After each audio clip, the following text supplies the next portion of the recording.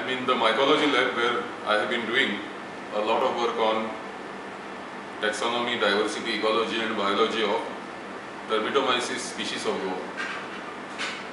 This is 7 January, Friday 2011. The new year has just begun and the new year is brought with it once again a gift of Termitomyces mushrooms, that too from my own garden near my house at Santa Cruz, Bondir, Tiswadi Taluka in North Goa district in India. What is interesting about this, what the specimen which we have collected, there were some 80-90 specimens of mushrooms, Termitomyces mushrooms. Termitomyces mushrooms never come in Goa during the month of January. This is for the first time that I have recorded this Termitomyces petalloides fruiting in January.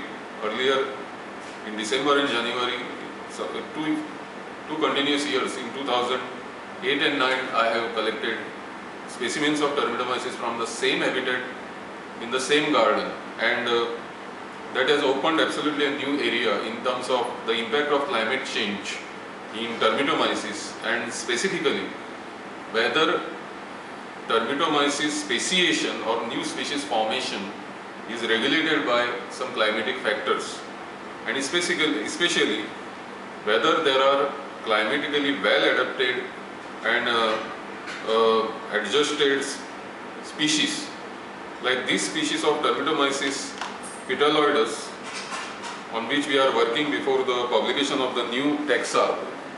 This has got a very interesting type of petalloid or split type of margin with a very prominent umbo, fully melanized. It rolls up. It's very hard because it comes through thick layer of sand.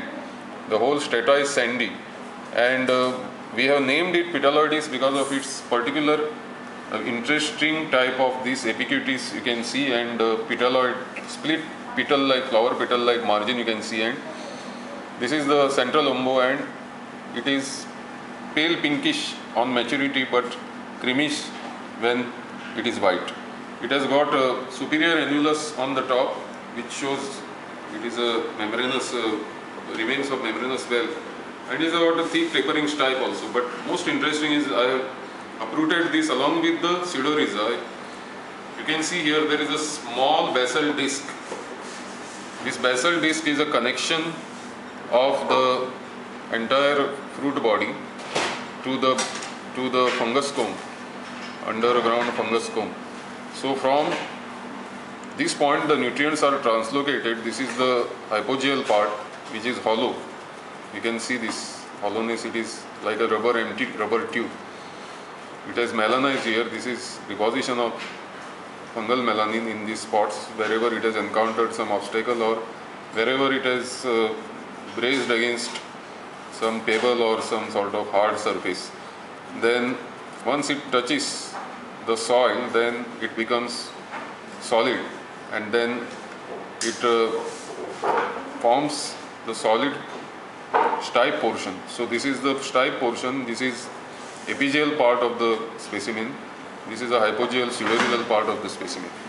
Now this part, hypogeal part, supports the pileus before it matures and then discharges the basidiospores from the gills. So other characteristics are known. Now, commenting on the relationship between climate change and evolution of new species in the state of Goa, we have now definite evidence that in January this species is fruiting. That means the phenology or fruiting periodicity of Termitomyces petalloides is governed by winter conditions. Whereas these species start fruiting in Goa, other species, there are some 25 to 30 species which I have recorded in Goa, out of which 5 to 7 taxa are new to science, and there are several new reports for Goa and India. What I have found consistently is that Termitomyces petalloides has evolved to fruit under low temperature conditions. That is, the maximum temperature during January is about 27 to 29 degrees Celsius. The minimum temperature ranges from anywhere between 14 degrees to 22 degrees. So this is actually not favorable to fruiting of the Termitomyces species, which generally fruit when the temperature, maximum temperature, daily maximum temperature is above 30 degrees consistently, and the minimum temperature falls to anywhere between 22 degrees to 28 degrees between the month of July to September. The peak period of Termitomyces fruiting recorded for so many years and traditionally known also is July and August, when definitely we do not have winter-like conditions.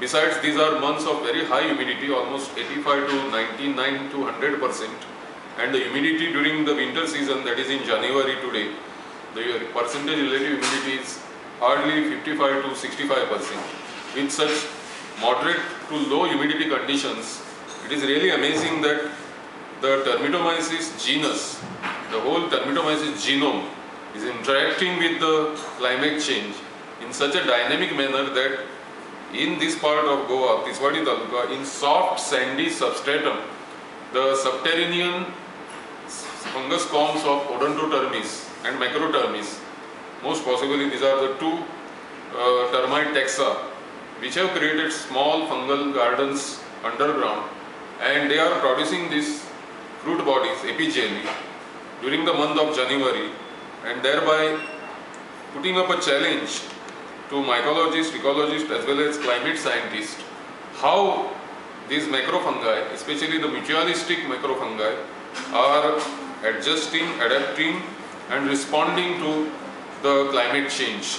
In the sense, the phenological spectrum has shifted, and it has been known it has been shifted in angiosperms or flowering plants because of climate change. But here we have a case where fruiting of generally species adapted to high moisture condition, high soil moisture condition, high aeration and higher temperatures, that is between 25 to 35 degrees, which occurs between July and August, that suddenly the same genus produces a species which is well adapted to winter-like condition.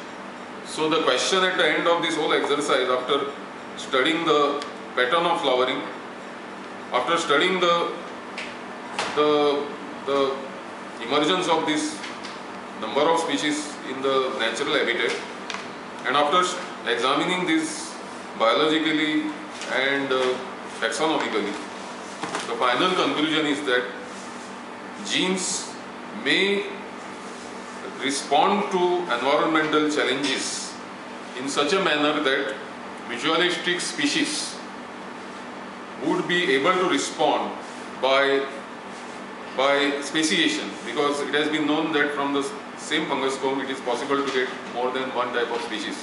So here is a concrete example for the first time in the world of speciation triggered by climate change and being sustained for not one but continuously for 3 years. Thank you very much.